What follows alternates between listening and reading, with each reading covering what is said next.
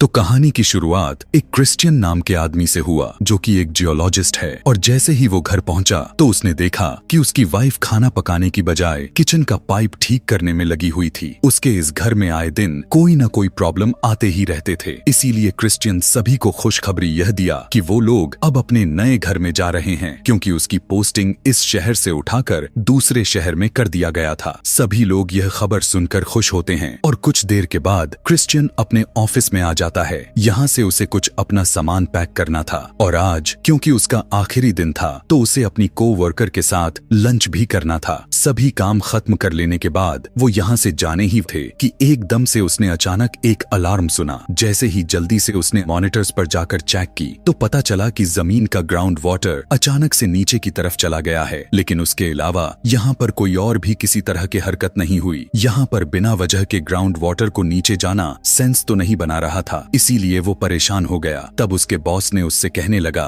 कि परेशान होने वाली बिल्कुल भी बात नहीं है। देखो, सभी पहाड़ अभी बिल्कुल ठीक ठाक दिखाई दे रहे हैं। यहाँ किसी भी तरह के सेंसर रीडिंग नहीं हो रहे हैं, इसीलिए सब अंडर कंट्रोल में है। क्रिश्चियन उसकी बात मानकर चला तो जाता है, लेकिन यहाँ से घर के रास्ते में बस वो यही सोच सोच कर परेशान हुए जा रहा था कि ग्राउंड वाटर इतना नीचे आखिर कैसे जा सकता है। ये लोग जब फेरी में चढ़ने के लिए इंतजार कर रहे थे, एकदम अचानक से क्रिश्चियन की नजर एक पहाड़ पर गई और अचानक उसे कुछ याद आया। वो यहाँ से वापस जियोलॉजिस्ट सेंटर की तरफ भागने लगा और फौरन से अपने पुराने कोवर्कर से बात की और उसे बताने लगा कि यह मैटर सेंसर्स में नहीं बल्कि उन तक जाने वाली केबल्स में होगा। क्रिश्चियन ने उन्हें समझाया, ग्राउंड वाटर अचानक से गायब नहीं हो सकता, वो हवा थोड़ी है जो उड़ जाएगा। ग्राउंड वाटर एक नए रास्ते बनाते हुए एक नई लेयर्स बनाएगा जिसके जरिए फ्रिक्शन पैदा होने लगेंगी। अगर उनका कॉन्टैक्ट टूट गया है और वो कुछ भी डिटेक्ट नहीं कर पा रहे तो इसका साफ मतलब है कि फ्रिक्शन ने केबल्स को तोड़ कर रख दिया है। ऐसा सुनते ही क्रिश्चियन और उसका कोवर्कर जब केबल चेक करने के लिए जाते हैं तो पता चला कि वो सच में टूट चुकी थी। दोनों वापस सेंटर में आए और क्रिश्चियन इस बात को लेकर अब बहुत गुस्से में आ चुका है, इसलिए क्योंकि ये लोग हालातों को देखकर सही तरीके से एनालाइज नहीं कर पा रहे। ऐसे सिचुएशन में ये सिर्फ येलो वार्निंग ही दे सकते थे, यानी ये सभी लोगों को हल्के फुल्के खतरे वाली वार्निंग ही दे सकते हैं। इससे शहर में घबराहट तो नहीं फैलेगी, मगर यहाँ क्रिश्चियन को लग रहा है कि खतरा बहुत ही ज्यादा मात्रा में बढ़ने वाला है। खैर, इस टाइम वो अपने परिवार के पास चला जाता है और यह देखकर घबरा जाता है कि बच्चे फेरी के पास नहीं थे। असल में बच्चे होटल में अपनी मॉम के पास आ चुके थे। क्रिश्चियन का बेटा उसे कहकर गया था कि कल मैं मॉम के साथ ही आ जाऊंगा, इसीलिए क्रिश्चियन अब अपनी बेटी को लेकर यहाँ से जाने लग जाता है। दूसरी तरफ जियोलॉजिस्ट जॉस ने देखा कि यहाँ के सेंसर्स अब अजीब डेटा दिखाने लग चुके थे और पत्थरों के बीच कॉन्ट्रैक्शन हुए जा रहे थे। इस चीज को लेकर इस बारे में जॉस ने फौरन अपने बॉस को खबर दिया, क्योंकि वो भी हालात को देखकर घबरा चुका था और सेंसर्स को चेक करने के लिए अपने साथी के साथ खुद ही पहाड़ के अंदर जाने का फैसला किया। इधर परेशानी में आकर क्रिश्चियन ने भी दोबारा से जियोलॉजिस्ट सेंटर में कॉल किया, यह जानने के लिए कि वहाँ क्या चल रहा है। जॉस ने उसे भी इन सारे हालातों के बारे में तुरंत खबर दी और वो भी घबरा गया। इतना सुनते ही वो फौरन से अंदर जाकर अपने कुछ पुराने फाइल्स निकालने लगा। उसे याद आ रहा था कि ऐसा कुछ काफी पहले भी हो चुका है और उसने इसके बारे में रिसर्च भी की हुई थी। इन रिकॉर्ड्स के जरिए उसे पता चला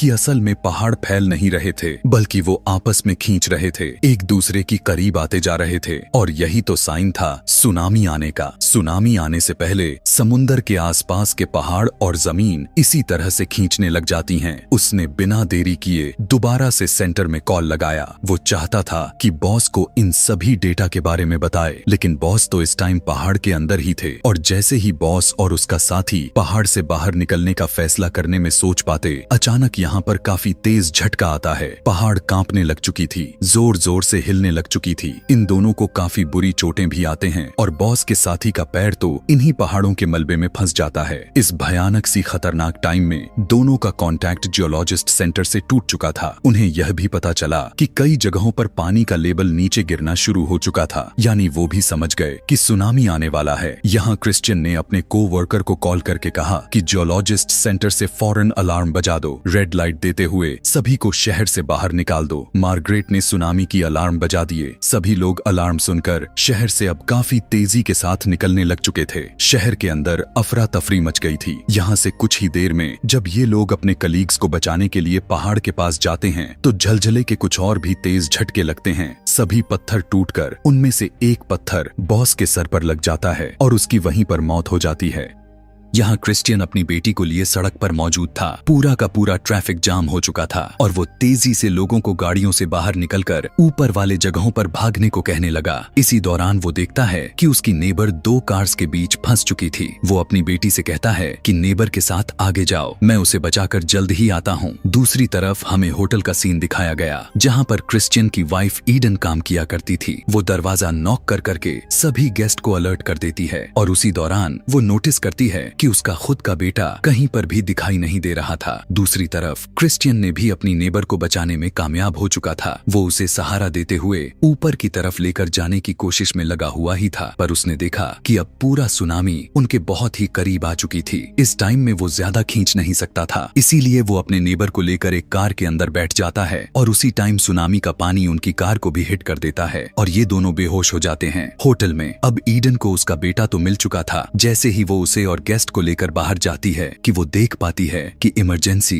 बस उन्हें छोड़कर जा चुकी थी। सुनामी भी बिल्कुल उनकी आंखों के सामने आ चुका था। वो लोग जल्दी से होटल के अंदर की तरफ भागते हैं और होटल के इमरजेंसी बंकर के अंदर चले जाते हैं, पर उनका वो गेस्ट अंदर आ नहीं पाती और इतने में ही पानी होटल के सभी शीशे को तोड़ते हुए अंदर आ जाता है। ईडन काफी मकसद करते हुए इस बंकर को बंद कर दिया, जबकि बाहर वो गेस्ट पानी में ही फंस चुकी थी। ईडन ने अपने बेटे के साथ में लेकर इस बंकर के सारे खिड़कियां दरवाजे अच्छी तरह से सील कर दिए और ऐसा करते ही एकदम से लाइट चली गई। सीन कट होकर इधर क्रिश्चियन को दिखाया गया जो कि बेहोश हो चुका था। जैसे ही उसे होश आया तो उसने अपने साथ में बैठी हुई नेबर को देखा जो खून से लथपथ थी और मर चुकी थी। यह देखकर वो बहुत ही ज्यादा शॉक्ड भी हुआ और उदास भी हो गया था। किसी तरह घसीटते हुए अपने आप को इस गाड़ी से निकालकर वो धीरे धीरे पहाड़ी के ऊपर चढ़कर सारे बचे हुए सर्वाइवर्स को देखने लग गया और उनमें अपनी बेटी को ढूंढने लग जाता है। जैसे ही उसे जूलिया मिली तो उसने जाकर फौरन से अपनी बेटी जूलिया को गले लगा लिया और अपने नेबर को खामोश नजरों से देखा, ऐसे जैसे वो यह बताना चाह रहा हो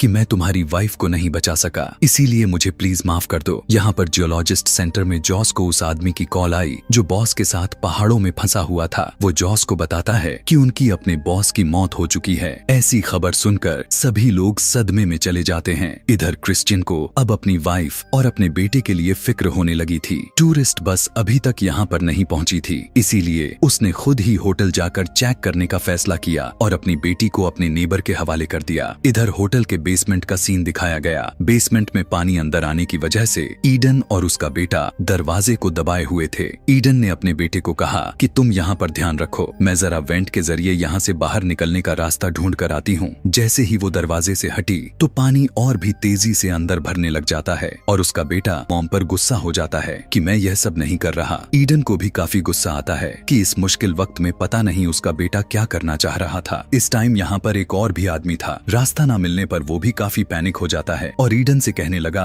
कि अगर बाहर निकलने का रास्ता ना मिला और ऐसे ही हम मदद आने का इंतजार करते रहे तो जरूर यहाँ पर हम मारे जाएंगे। इसी दौरान हम देखते हैं कि क्रिश्चियन भी तबाही वाले इस पानी के बहाव के साथ ही होटल की तरफ बढ़ता है। वो जब थोड़ी दूरी पर जैसे ही पहुंचा तो उसे टूरिस्ट बस भी नजर आ गई। उसने जल्दी से बस के अंदर देखा तो वहाँ पर उसे एक कलीग की लाश मिली थी। यह देखकर उसे दुख हुआ, लेकिन दुख का एहसास फौरन से खुशी में बदल गया क्योंकि उसे यह भी एहसास हो गया था कि ईडन और उसका बेटा इस बस के अंदर नहीं है और उनके जिंदा होने के चांसेस बढ़ गई हैं। दोबारा वो होटल की तरफ बढ़ जाता है और होटल के अंदर दिखाया गया कि अब उस कमरे में बहुत ही तेजी के साथ पानी भर रहा था। उनकी पूरी बॉडी पानी के अंदर डूब चुकी थी और सांस लेने के लिए भी बहुत ही कम जगह बची थी। इस टाइम पर वो दूसरा इंसान भी बहुत ज्यादा पैनिक हो रहा था ऊपर तक रहने के लिए और सांस लेने के लिए। जब उसे किसी भी तरह का सहारा नहीं दिखता तो वो ईडन के बेटे को नीचे धकेल देता है और उसके सहारे ऊपर रहने और सांस लेने में लग जाता है। ईडन जब अपने बेटे को मुश्किल हालात में देखा तो वो दूसरे वाले आदमी को पानी के अंदर खींचकर उसे डुबाते हुए मार दिया और इस तरह से अपने बेटे की जान बचा लिया। इधर दिखाया गया कि क्रिश्चियन भी होटल पहुंच चुका था। पूरा होटल छानने के बाद भी उसे अपनी वाइफ और अपना बेटा कहीं नहीं दिखाई दे रहे थे। बेसमेंट में उसने इसलिए नहीं चेक की थी क्योंकि वहां पर बहुत ज्यादा पानी भर चुका था। उसे नहीं लगा कि यहाँ पर कोई होगा। इस दौरान जब वो होटल से बाहर जाने वाला था तो उसे यहाँ पर अपने बेटे का बैग दिख जाता है। क्रिश्चियन को लगा कि अब वो दोनों मर गए होंगे। यह सोचकर उसे इतना ज्यादा गुस्सा आया कि उसने खिड़की पर जोर जोर से पैर मारना शुरू कर दिया। उसकी शोर की आवाज को ईडन और उसके बेटे ने सुन लिया। ये लोग समझ गए थे कि ऊपर कोई तो जरूर है। ईडन को यकीन था कि यह क्रिश्चियन ही हो सकता है जो उन्हें बचाने के लिए आया होगा। उसका ध्यान अपनी तरफ अट्रैक्ट करने के लिए वो नीचे जाकर एक रिंच ले आती है। उसे जोर जोर से वेंट के पाइप पर मारने लग गई। क्रिश्चियन ने भी इन आवाजों को नोट्स कर लिया और यह समझने के लिए कि यह आवाजें कहां से आ रही हैं, उसने दोबारा खिड़की पर मारा। वो असल में दूसरे लोगों को सिग्नल देना चाह रहा था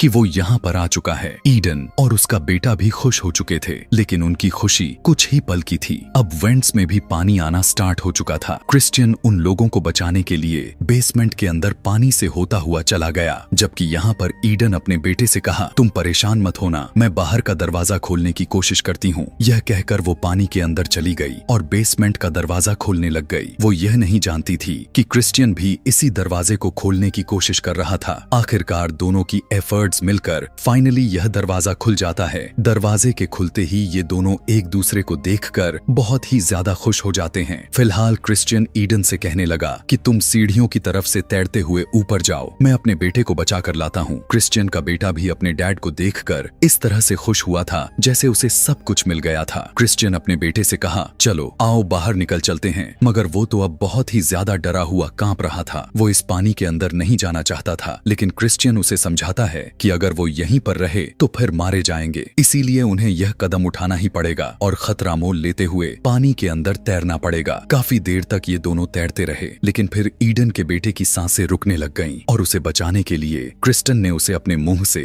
ऑक्सीजन देने की कोशिश की, जिसके बाद एनर्जी मिलने पर ये लोग दोबारा तैरने लग गए। जैसे ही ईडन ने अपने बेटे को देखा तो फौरन ही उसने उसे ऊपर की तरफ खींच लिया, लेकिन तभी उसे एहसास हुआ कि क्रिश्चियन तो कहीं पर भी नहीं है। असल में क्रिश्चियन ने अपने बेटे को ऑक्सीजन देने के बाद खुद उसकी सांसें रुकने लग गई थीं। ईडन अब क्रिश्चियन को बचाने के लिए अपनी जान दांव पर लगा देती है और पानी के अंदर जाकर खींचते हुए क्रिश्चियन को बाहर निकाल लाती है, लेकिन अब क्रिश्चियन बेहोश पड़ा हुआ था। उन्हें लग रहा था कि कहीं वो मर तो नहीं गया, इसीलिए वो जोर जोर से उसकी चेस्ट दबाते हैं ताकि मुंह से पानी बाहर निकल आए। इतना ही नहीं, उसे सीपीआर भी देते हैं, यानी मुंह के जरिए सांस देने लग गए और उसके दिल को झटके भी देते हैं। कई बार भी इस तरह कोशिश करने के बाद क्रिश्चियन की आंखें नहीं खुलती तो ये लोग अपना हिम्मत हार जाते हैं। क्रिश्चियन का बेटा यह नहीं देख सकता था कि उसकी डैड की जान उसकी वजह से जाए। वो इस गुस्से में जोर से चिल्लाता है और एक बार फिर से जोर जोर से अपने डैड की चेस्ट दबाने लग जाता है। दोबारा मुंह से सांस देता है, यानी दोबारा सीपीआर देता है। इस बार आखिरकार क्रिश्चियन की आंखें खुल जाती हैं। यहाँ पर इस टाइम इन लोगों के लिए बहुत ही इमोशनल मोमेंट बन गया था। तीनों एक दूसरे को देखकर एक दूसरे को गले लगा लेते हैं, जिसके बाद ये लोग यहाँ से ऊपर पहाड़ी की तरफ चले गए जहाँ पर सभी सर्वाइवर्स रह रहे थे। जूलिया पहाड़ी में बैठी इन लोगों का इंतजार कर रही थी और बहुत ही ज्यादा परेशान भी थी। अब जब उसने हेलीकॉप्टर की आवाज सुनी